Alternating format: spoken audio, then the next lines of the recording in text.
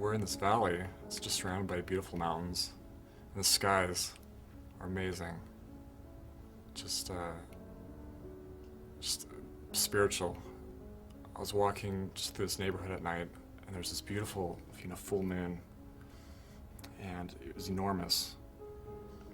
And I was in these just rolling clouds, and just this beautiful sky. And I was listening to the Moonlight Sonata by Beethoven, and I was feeling just really just sad. Do you really want this story? It's a good story. It's a love story. I had never been in love before. It's always just been just selfish reasons, and I liked people for, I guess I loved people for loving me. I was more interested in just sex, and, I just wasn't mature enough. And then one magic day, I was taking my grandma to this writing store, and I saw this guy, and I looked at him and I was like, fucking faggot, look at this guy. He looks so gay. But I didn't talk to him. We go next Sunday, and I'm like, oh, there's that guy again. What is he wearing? Who wears this? And I talked to him for a little bit, and his voice is beautiful. He just has this beautiful voice. And I was like, wow. I wasn't expecting this. And I just melted. I was like, wow. This guy's amazing. What's this guy's story? He dresses like a weirdo.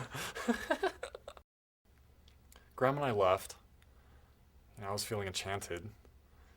And so I'm like, Grandma, let's go to the Tabula Rasa next Sunday. And she's like, okay. And so, next Sunday I'm like ready to go. I'm looking good. I go in there and I'm looking around, and there he is. And we talk some more, and he was like, okay, what's your number? So I give him my number. And, I'm feeling really good. So Grandma and I leave. And he never calls. I'm just like, oh, ouch. And so I was like, okay, whatever. So I go back again next Sunday. And I'm just, casual, cool about it. I'm like, yeah, great story here. It seemed like he was straight, but he was like the gayest straight guy I know.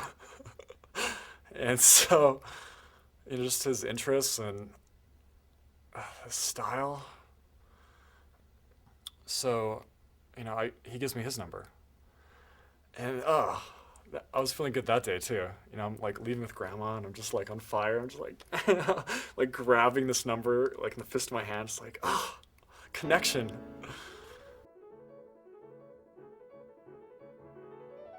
And I find out he's a dancer.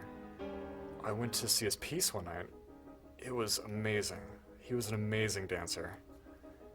With the voice and the way he danced and the whole setup. I was amazed.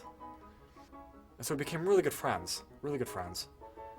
But, he didn't know that I hung out with boys. And so I wanted to tell him, I wanted to tell him my feelings. I was like, hey, do you want to go biking out at Antelope Island? I was like, yeah, let's do it. And so we take our bikes to Antelope Island, and, nature was on my side that day. It was just beautiful skies. We had the whole island to ourselves. We're biking and, just having a great time. I was like, I'm going to tell him, but how do I tell him? It's so scary. I'm like, Brandon, I got to tell you my feelings. I'm in love, for the first time in my life. I got to tell somebody about it.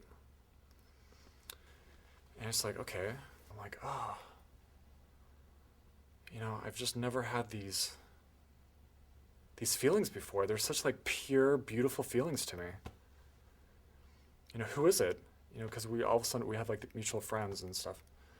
I was like, well, I want them to be the first ones to know. But I want to tell you about my feelings. You know, we both, kind of got emotional about it. He kept on thinking it was this girl, this mutual girl that we knew.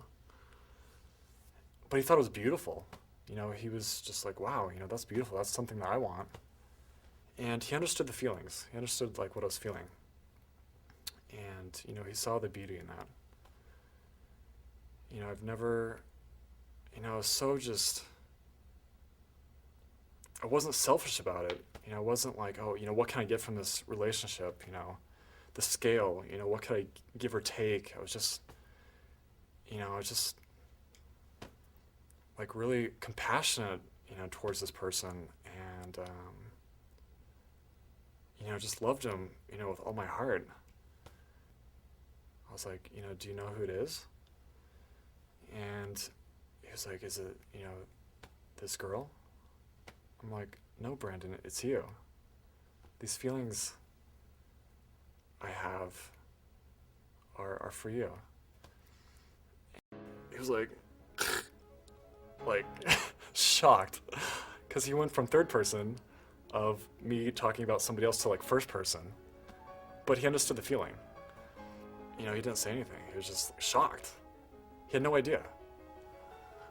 And it was silent and awkward. And so I was like, okay, and the sun was setting, so I was like, well, let's go. We're biking back, and it's quiet. I'm just like thinking, what is he thinking? And I hear swearing. He's swearing. And I'm like, oh God, he's angry. That's the last, feeling, I wanted from him. He wasn't angry at me. He was just angry that he thought this would be the end of our friendship. And, he just told me that, he just wasn't, he didn't see me in the same way. And that he really, loved our friendship, but, anything more than that, he couldn't even think that way. I saw him perform again, and I was just like, who am I kidding? I still have expectations. I'm still hoping. So I was like, well, Brandon, I can't hang out with you. I'm just like, you're tearing me up inside without you even knowing it. He was pretty upset about it. And, he gave me this like long hug. I'm just like, this is awful. This is painful. And I was listening to the Moonlight Sonata. I cried because it was such a beautiful feeling. And this song I was listening to with this moon in the sky, and my emotions were all together. I get a lot of those feelings in this town, just being in touch with my surrounding area and nature. And between Brandon and I, we never worked out as lovers, but 5 years later, we became friends again. I could say now that, that passion and that flutter is over. I don't have any expectations in him again. I can honestly say that I just want to be friends. But I'll always love him because he was the first love of my life. We never even did anything. We didn't do anything. But just, having him giving me that emotion, I'll always be thankful for that. That was probably the last time I fluttered.